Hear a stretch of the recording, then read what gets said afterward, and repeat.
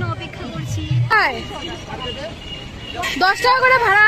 এই যে ওর পা হ্যাঁ মুখ খুঁজি চলো।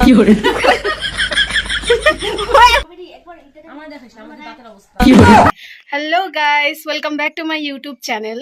তো আজকে আমি চলে এসেছি পিসিদের বাড়িতে, আর আজকে আমি একাই এসেছি, ওরা দুজন আসেনি, তো ওদের দুজনকে আমি ভীষণ মিস করি। আমরা এখন যাবো কামাখ্যাগুড়ি।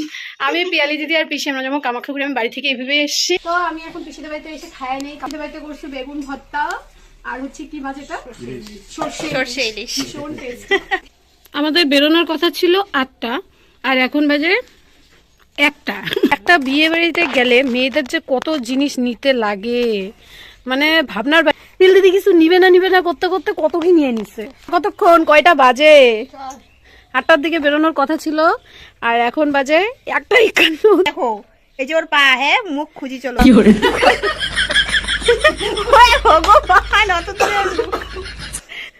কি লম্বা হয়ে গেছে। একে তো আমার হাইট 5'4" মনে হয়, 5.4। তার মধ্যে আবার যদি এই হিল আমাকে দেখাই যাবে। ফাইনালি আমরা বের হয়ে পড়লাম। পিয়ালি দিদিকে পুরো বাচ্চা বাচ্চা লাগতেছে। পিয়ালি দিদিকে দেখে মনে হচ্ছে না যে ও আমার দিদি, মনে হচ্ছে ও আমার বোন। এখন এটাও বলবে। এখন বাজে 2:30। আমাদের বের হওয়ার কথা কয়টার দিকে ছিল? সকাল 8টা। রিমিস পিসি। আমরা ফাইনালি বেরিয়ে পড়েছি, অটোতে উঠে পড়েছি। আমাকে বলিতে বলছে কথা হচ্ছে, হ্যাঁ বাই করে দে, বাই করে দে। ফাইনালি আমরা কামাখ্যাগুড়ি চলে এসেছি।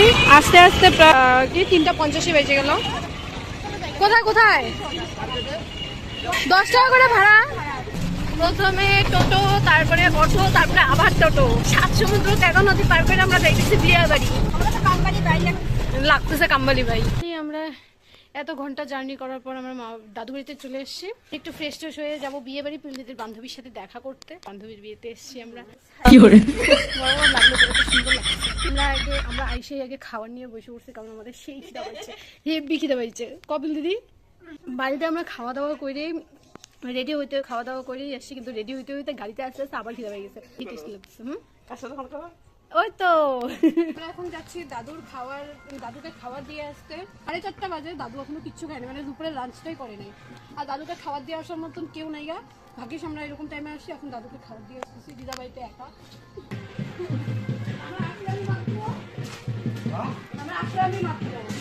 আসলাম, খাওয়া দাওয়া করলাম, খাওয়া দাওয়া করে এই তোমার জন্য, তোমার কথা মনে পড়ছে, ওই জন্য তোমার জন্য খাবার নিয়ে আসলাম।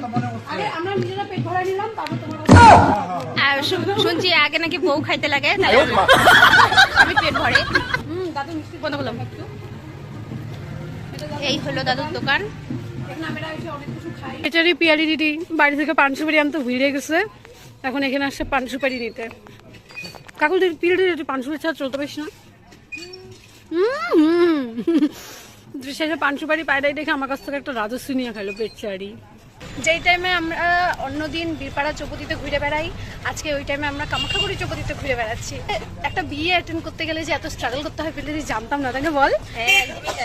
প্রথমে তো কামাখ্যাগুড়িতে আসলাম, কামাখ্যাগুড়িতে দাদু বাড়িতে আসলাম, দাদু বাড়িতে এসে দাদুকে খাবার দিয়ে আসলাম, তারপরে আবার পিলদিদির বান্ধবীর সাথে দেখা করে আসলাম। এখন আমরা যাচ্ছি মাসির বাড়িতে, কারণ ওইখানে যাবো মাসি, কারণ আমাদেরকে সাজাই দিবে। আর আমি মাসির শাড়ি পরে বিয়ে অ্যাটেন্ড করবো, তার জন্য মাসি বাড়িতে যাচ্ছি। তো আমরা মাসিদের বাড়িতে ফাইনালি চলে এসেছি। এখন আমরা সাজুগুজু করবো, আগে একটু চা কিছু খাই নেবো, তারপরে সাজুগুজু করবো। তোমাদেরকে একটা জিনিস দেখি, সে কিউট, কিন্তু গুচু মুচু।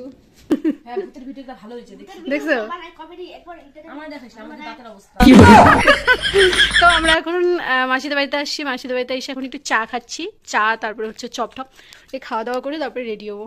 হাই, আমাকে কেমন লাগছে তোমরা একটু বলো সবাই।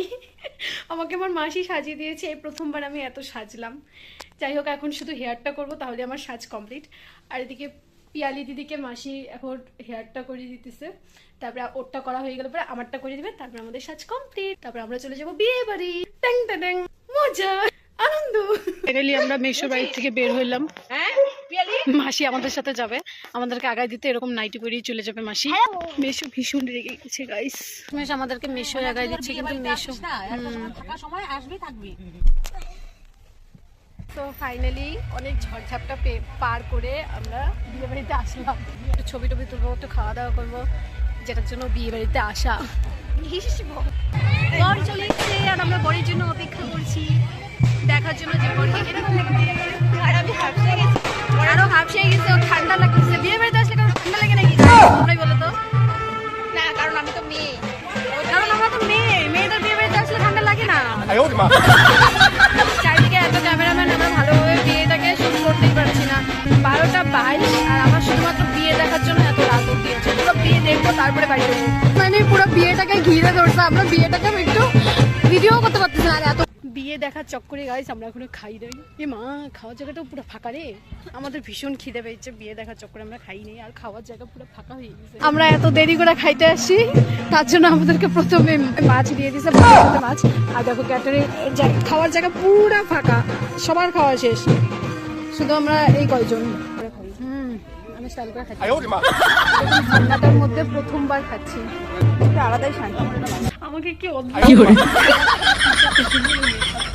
যাই হোক, এখন আমরা মেকআপ তুলি নাই, আর আমরা ফেস ওয়াশ আনতে ভুলে গেছি, আর এখানে সাবানও নেই মুখ ধোয়ার মতো। তার জন্য জানি না আমরা কীভাবে মেকআপ তুলবো। এখন 1:28 বাজে, তার জন্য সবাই ঘুমিয়ে পড়ছে, তার জন্য আমি একটু আস্তে আস্তে কথা বলছি। যদি আমার ভিডিওটা ভালো লেগে থাকে তাহলে অবশ্যই লাইক কমেন্ট শেয়ার করে দাও, আর আমার চ্যানেলটাকে সাবস্ক্রাইব করে দাও। Bye bye, good night.